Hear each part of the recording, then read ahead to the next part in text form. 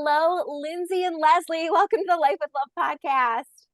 Thank you so much. So good to be here. It's so great to have you ladies. And I love your story. Um, mom and daughter, obviously. And you guys wrote a book together, and the book, The Mother-Daughter Relationship Makeover, 4 Steps to Bring Back the Love. I'm fascinated by it, and I'm hoping you'll sort of tell me, why don't you first give me a little bit of background on you both, and then how you kind of came to the point of writing this book. Well, I'm happy to start. I will let daughter Go ahead, start. Lindsay. Yes. So our background is born and raised in New York City. My mom's originally from Chicago, but we really grew up in New York City. We had a really wonderful time in early childhood. So our relationship really was good for a long time. We had some trouble as I got into my teen years, and we can get into that. But basically, we've had this journey together of going through a lot of the same things, getting into a very contentious period, and then separating for 4 years, and then reconciling. And a decade later, we wrote a book about it. I'd like to add a few things. So Please. I was a mystery writer. Yes. And as Lindsay was growing up, I was a mystery writer. So I was writing about law enforcement and drugs and alcohol from the point of view of law enforcement. And Lindsay was she was just so extraordinary, but following my career as she was a little girl. And as she got older, she got into drugs and alcohol in high school. And as she went to college and left college for a semester for treatment, I realized that it was very important for me to support Lindsay and to kind of change my entire lifestyle in order to support what she was going through. And part of that was we did a movie about recovery. We did produced a documentary about recovery. And then Lindsay did a documentary about prevention programs for teens that work. And we developed a website together. Can you imagine this? A mother and daughter doing this? So, and at the same time, I just want to say that we were very enmeshed emotionally because I wanted to save my kid. And that's the way mothers often are. And so I was very pushy about developing this whole writing world because I wanted Lindsay to be able to use the experience that she was having in a powerful restorative way. And you can imagine how naggy that must have been for her. So yeah, Lindsay, from your perspective, I mean, you both touched on it, but through those high school years, then you kind of started dabbling in these things that maybe weren't ideal. Is that right? Yeah, and part of the story that I think is always really important, because what we're trying to stress here is what can go wrong Yeah. with kids. And there was trauma. There were 3 consecutive deaths from 13 to 15, a family member and 2 friends, one of which was a suicide. And I think my mom was working. She was a very successful author. She was on tour. I had a very successful banker for a father who worked in Europe a lot of the time, and no one was home. Yeah. And a lot of what went wrong between us, and we write about it in the book, is we do have different personality styles. We do have communication styles. So she saw something was wrong, but wasn't really asking the right questions. There was no handbook for this in 1992. You know what I mean? I graduated high school in 96.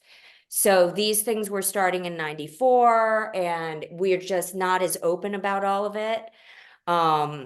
So yeah, that's where the trouble started. And the other thing I like to say is it started because I didn't want to disappoint her. Mm. I didn't want her to know how troubled I was and how much I was suffering. Yeah. And so what I just think is so amazing, can you kind of both talk about, because I mean, I feel like things like this happen all the time, but it takes a lot to kind of reflect and be like, wait, what am I doing that could maybe flip this situation around? How did you get to that point? How do you get there?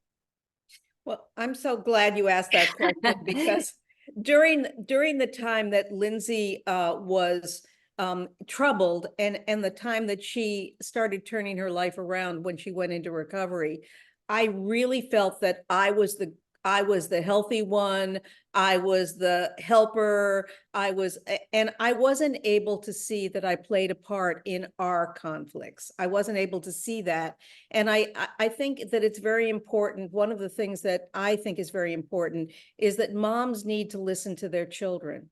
Mhm. They need to be able to listen and not to always be prescriptive and telling them what's right and what's wrong, because moms don't know everything. Absolutely. Yeah. And listen to your kid. That's a huge one. And I'm sure, Lindsay, you're like, yeah, I wish, right? Like, if we're so.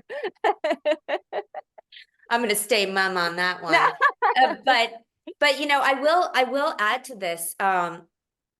We don't want people to have to fall apart to come back together. So ours got so contentious and the fighting got so bad that we separated for 4 years. And that was at the advice of professionals, but it was so extreme. So part of what we want people to look at is, wait a minute, are we fighting all the time? And are we fighting about the same issues? And, is this causing more harm than good? Do we need to figure out how to communicate in a better way?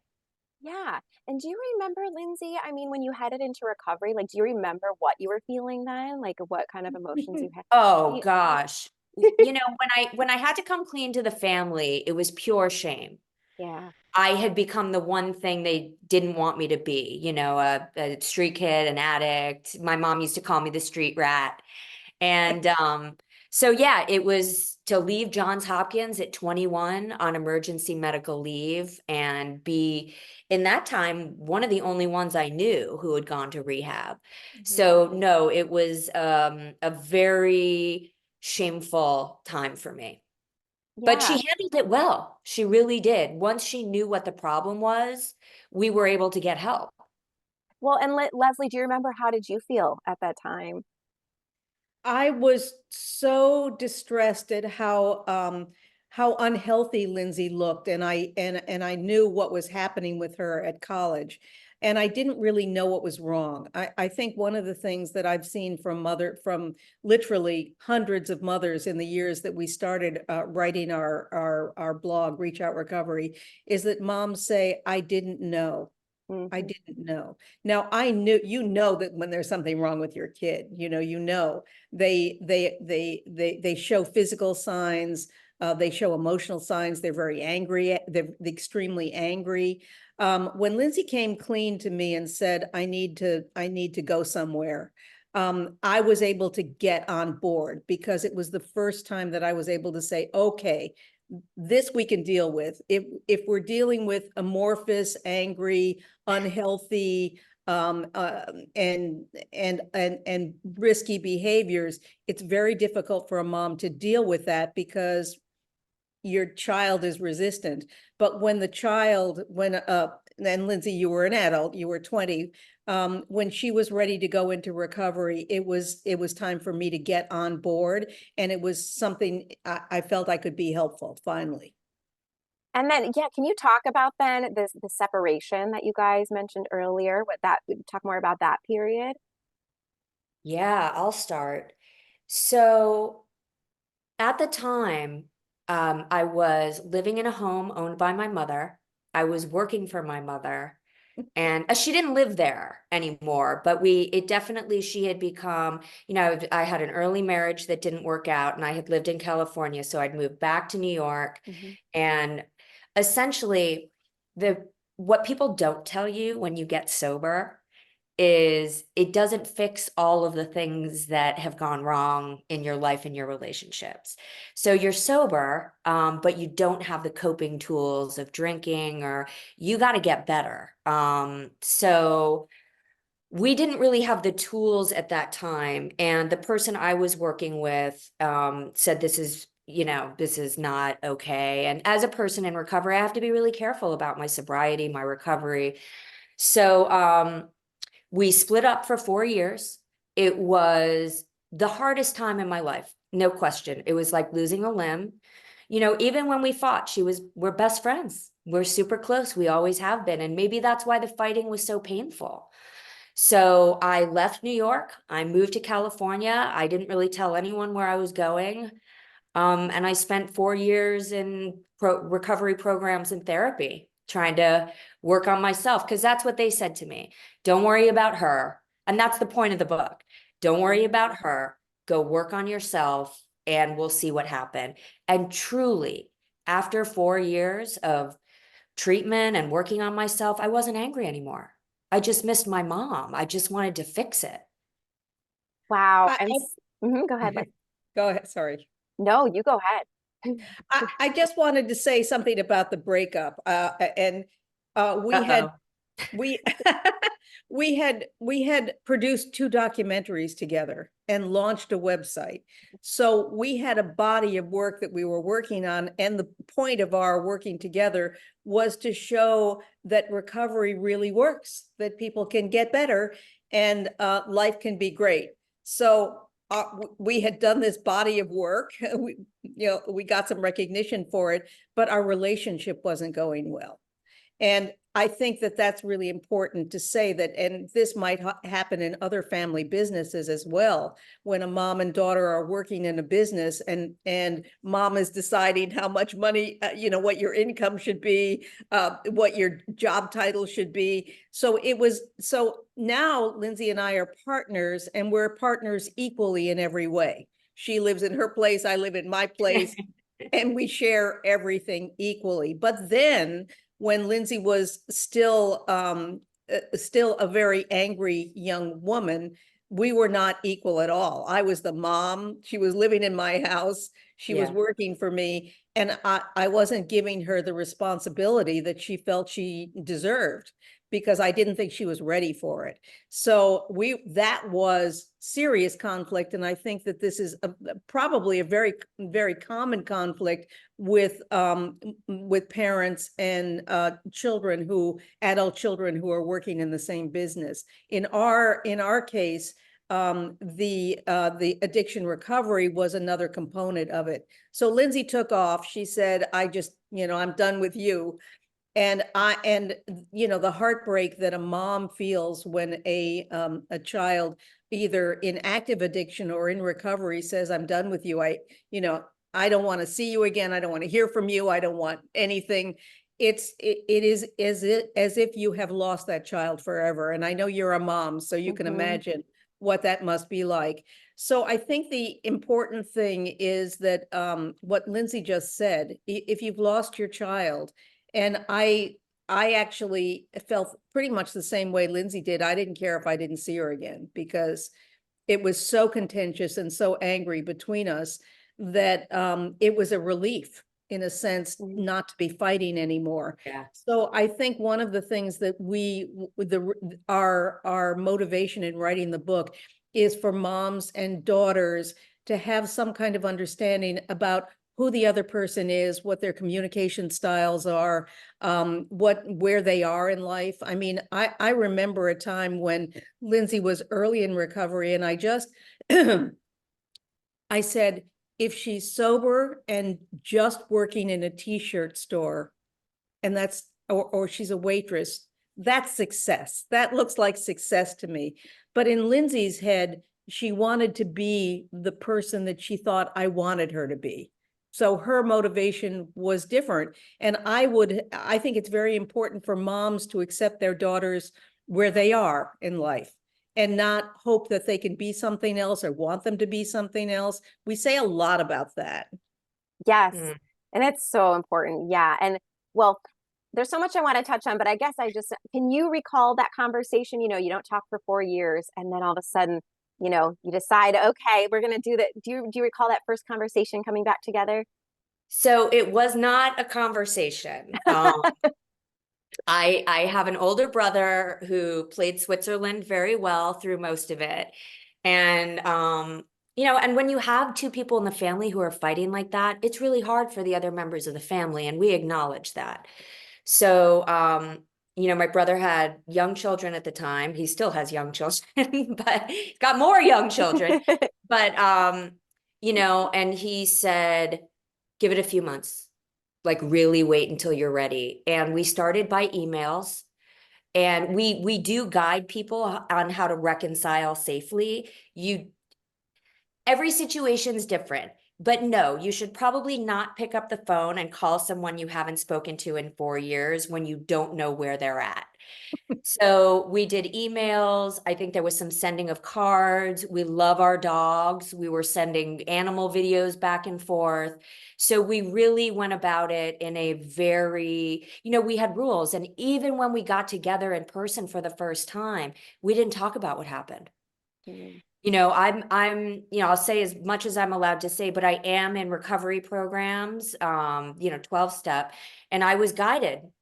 This is what you should don't do anything inflammatory. Don't, you've got to really respect wherever she is. Yeah. And and like you said, the book, like you say, it has the 4 steps. Do you mind just kind of briefly going over what those are for people? You want me to do it? I have the book in front of me. Yeah, sure. Yeah, Okay. yeah, I'm prepared this time. yeah. Okay, so we really want people to go through the process we went through. And we don't want you to pay what we paid in therapy and take a decade. So we're going to walk you through it in a couple of steps, but this is exactly what we did. The first step is about self-discovery. So it's really understanding your own story, understanding your mother's story, maybe even your grandmother, so you understand what's gone on in the line of women. Because we really want to have compassion for our moms and their moms and what's happened in our families. Then we ask you to kind of write your story along with ours, and we talk about communication styles. Part 2 are the 8 biggest areas of conflict between mothers and daughters. Because sometimes you're out there thinking you're all alone. And it's like, no, almost all mothers and daughters are going to fight about food and weight, finances and money, appearance and style, boyfriends, girlfriends, and romantic partners, dependence and independence, boundaries, drugs and alcohol, and mental illness. Now, obviously, the mental illness and the alcohol and drugs piece are what we're experts on, but it's pretty prevalent in this country. So we Yeah. really wanted to have people be aware of that stuff.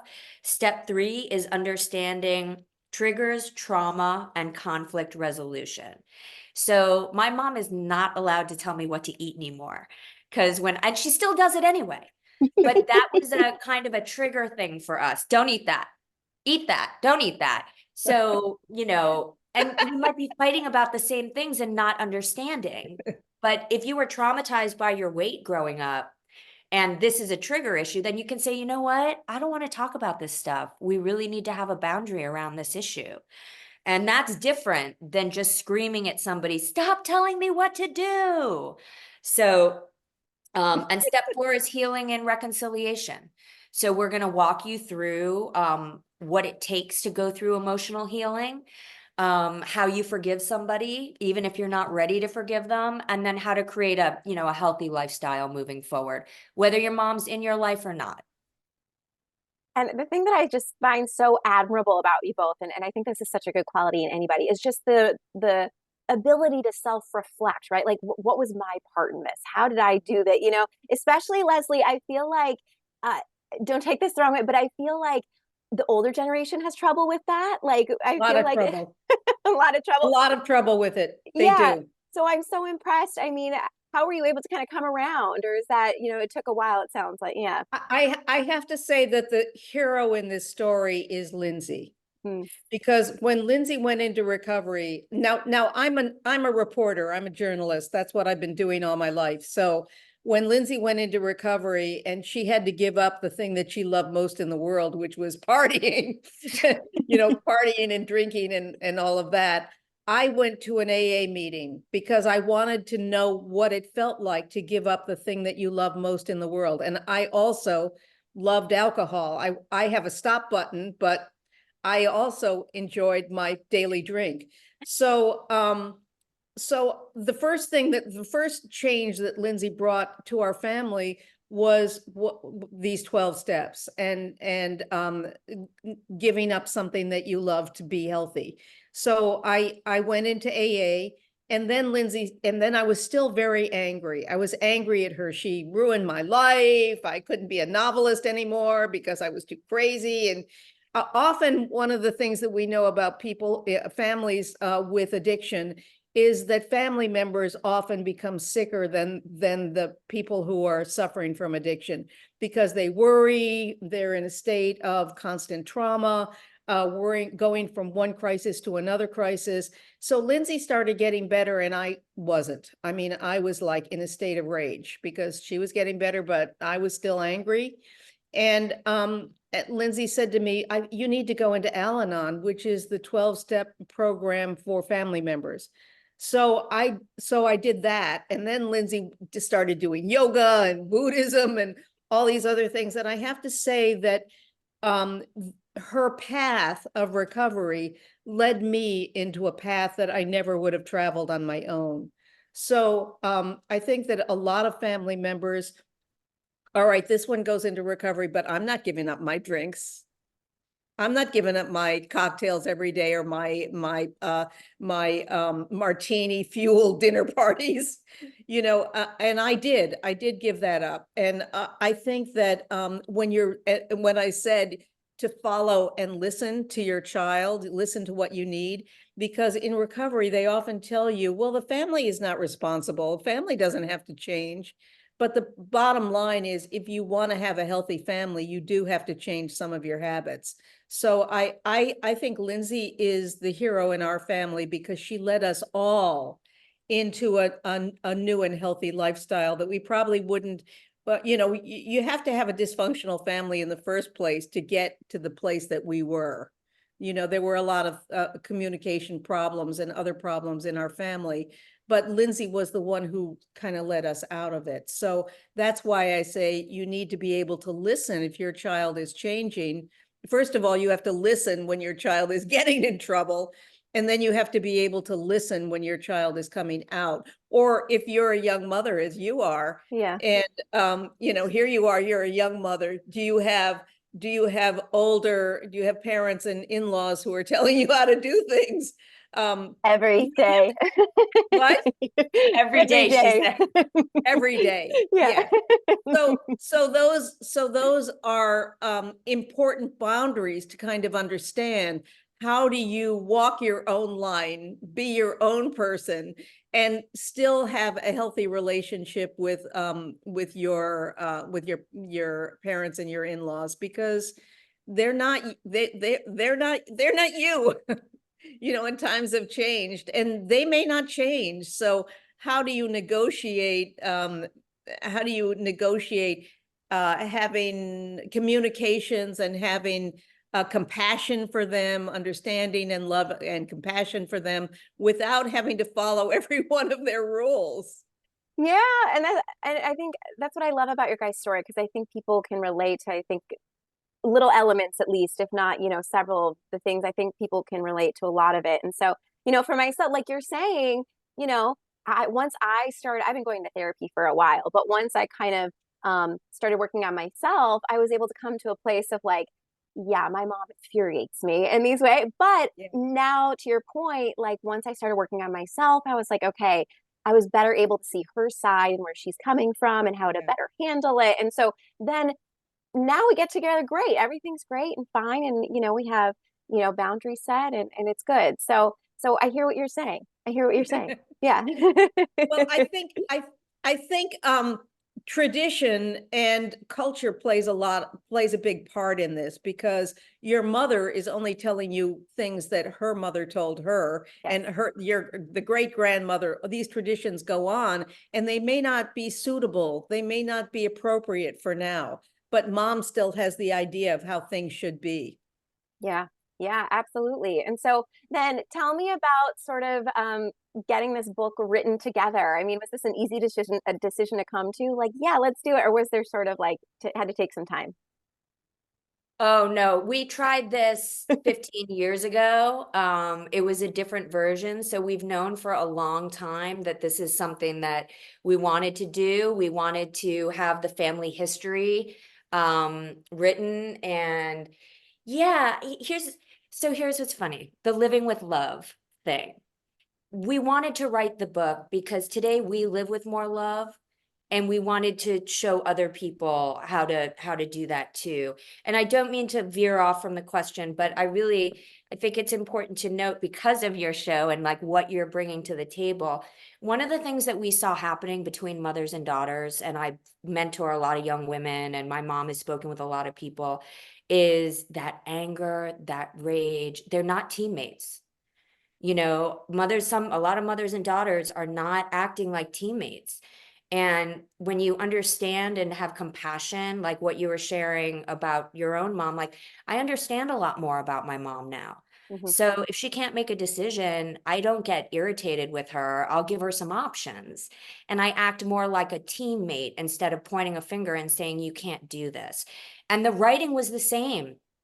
We're totally hands off with each other's work. She really, for the first time in 46 years, let me write whatever I wanted to write. She might have edited it a little bit, the surprises when I read it for the first time published. But we work really well together, and that is almost proof of the healing. We had a great writing the book was the easiest part. We fight about what to wear or like how we're going to get to the show, but we're not, yeah, we had a really easy process working together. Would you say too, because you mentioned you have a brother, right, Lindsay, you have a son, Yes. Leslie. So would you say too that there's something like what is the unique sort of aspect of the mother-daughter relationship? Would you say that there's something unique there Oh yeah, specifically? Yeah. absolutely. And I know she'll have something to say, but you know what I really took from this project and what I've seen, daughters, I think it gets really tricky for moms because daughters are a reflection of mom, you know. So, and in our case, I really do look like her. So I looked like her, but I didn't dress like her. I didn't talk like her. I didn't do what she thought I should be doing. And I think I've seen the same thing with dads who are much harder on their sons than they are their daughters. So for me, I think that's why it's so fraught, because, you know, if the daughter is acting out or being promiscuous, who raised this girl, you know? And it's like, well, she did. But I know Les has a perspective on this, so Well, I just think that that the maternal drive is all about keeping your children safe. So keeping a girl safe is a little bit different from a boy, keeping a boy safe because they're very rough and tumble and they're going to go out and do a bunch of risky stuff that you don't approve of, but you're not going to beat them up for it. Whereas if you once girls get into middle school, get at the end of grammar school, they're having their own thoughts, they're having their own ideas, they want to be independent, they don't want their mothers to be watching them anymore. And this is the time that mothers, may try very hard to retain control over them, in part because they want to keep them safe, in part because they want them to behave well and not get in trouble, and in part because they want them to achieve. Now, I would say that if I were the mom of a teenager nowadays, and Lindsay was really struggling at school, we probably would have left New York and gone and lived on a farm where we could have had a more natural and healthy lifestyle, right? Instead of being in Club Central in New York. But I think that daughters and moms, that control issue is something that surfaces in middle school, maybe in middle school, around middle school, high school, college. And if you don't have a way of negotiating or navigating through that, you can have a lifetime of conflict. Yeah, absolutely. And I'm wondering, like you mentioned, I'm the mom of an almost 2-year-old, and I'm listening to everything you guys are saying. Yes, trust me, and taking it all in. What would you say is like the number one piece of advice you'd have for moms who are listening to this? so I think, let's see, first of all, I want to do a message of hope Just because things are one way now doesn't mean they're going to be that way forever. Um, Two, compassion. The more we understand why people are doing the things they do, the more we're able to be sympathetic to it. Um, let's see. What else? What do you think, Les? Well, communication, I think it's really Yeah. important for moms to know how they're sounding to their kids. So whenever I'm in a group and we're talking, I will say, what's the one thing that you remember that your mom told you that you'll never forget? And it's very, very rarely something that is positive and delightful, you know? So I think it's very important for moms to be very aware of how they're sounding, what they're saying, how they're communicating. And also, you know, you're going through that time where your 2-year-old, that your 2-year-old has literally it's a limbic system that's completely undeveloped. So it's Yeah. like it's going to be all over the place. So how do you, I would say at your stage, is this a boy or a girl? A girl. Distract her, distract her, distract her. So when she goes into that tantrumy place, distract her with something that will interest her without you telling her to stop tantruming because she can't, right? Yeah, right. Yeah. So I Mhm. always had, I was very good at that age. So I think in the younger years, distract your children with things that can interest them, you know, like, oh, there's a squirrel over there, you know, Mhm. um, or whatever. And as they get older, remind your son, your daughter that you're on their side. Yeah. The same Yeah. team, like you said. Yeah. I'm on Mhm. your side. I'm your Yeah. team mother, Mhm. just doing this to be helpful. And sometimes, you know, when you have a teenager or even a kid in middle school, and that kid is unhappy, you can say to them, do you want advice? Do you want a hug? Do you just want me to listen? And then they feel that they're more in control instead of having their mom, you know, say something that may be unwelcome to them at that time. What would you say, Lindsay? Yeah, no, I liked all of that. I thought that was great. Yeah. Yeah. Very good. Very good. Well, this has been so wonderful, ladies. Is there anything else you want to touch on that you didn't get to, or anything else you want to add? Yes, I would like to add, and this is something that Lindsay talks about a lot, so she can add to it. There may be mothers and daughters that you cannot reconcile with and should not reconcile with. So if you have a mom who is an alcoholic and causes you anguish every time you're with her, or she is actually dangerous, you can't you cannot reconcile. If you have a daughter who is dangerous to you or stealing your money or whatever, and you cannot reconcile.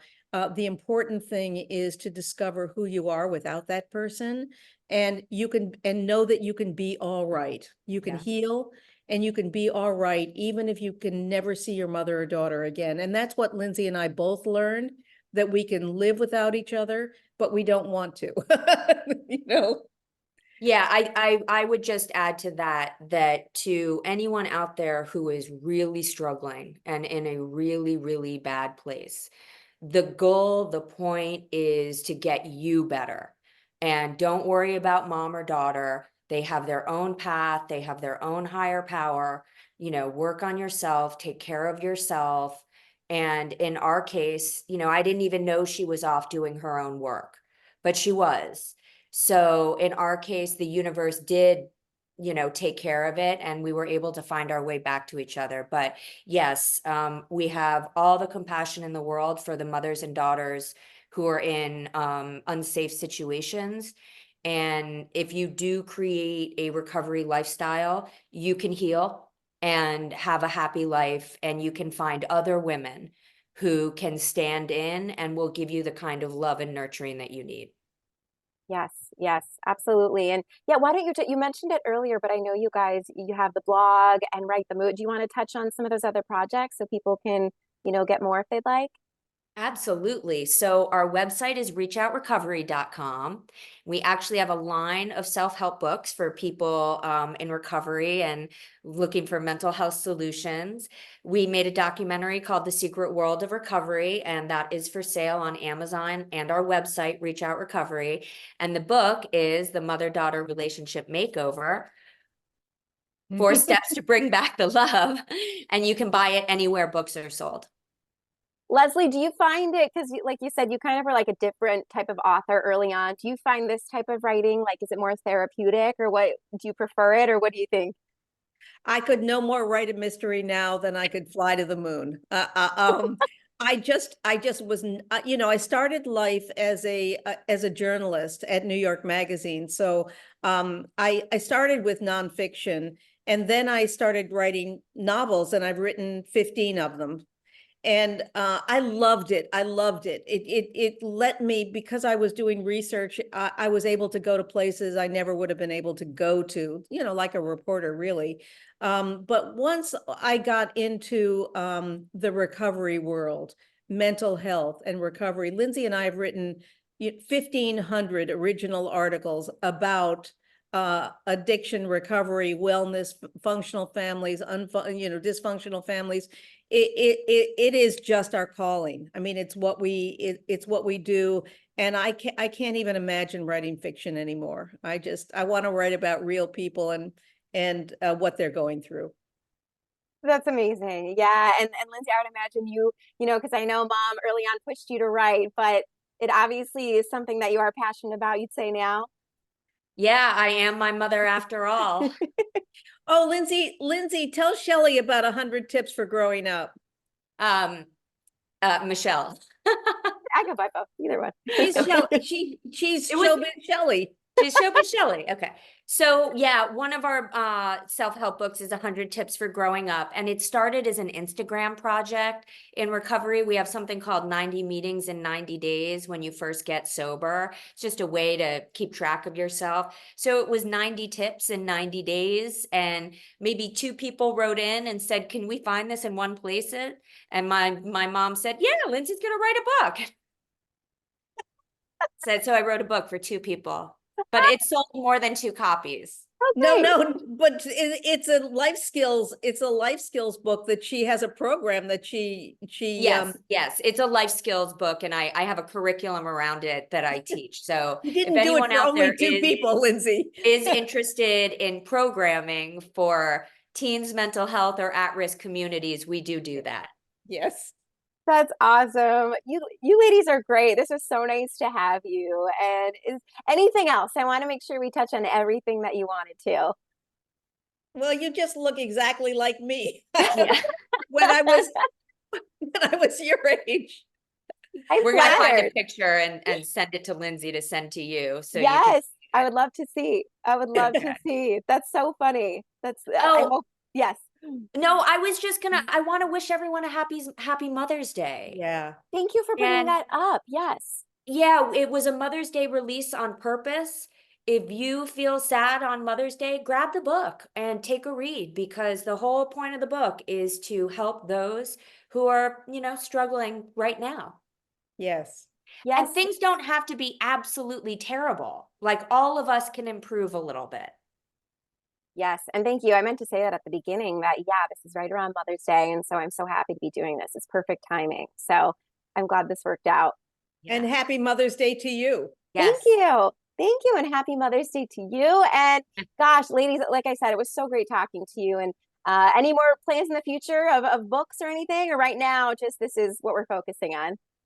We've got about a year of publicizing this book, and we will be starting the next one very soon.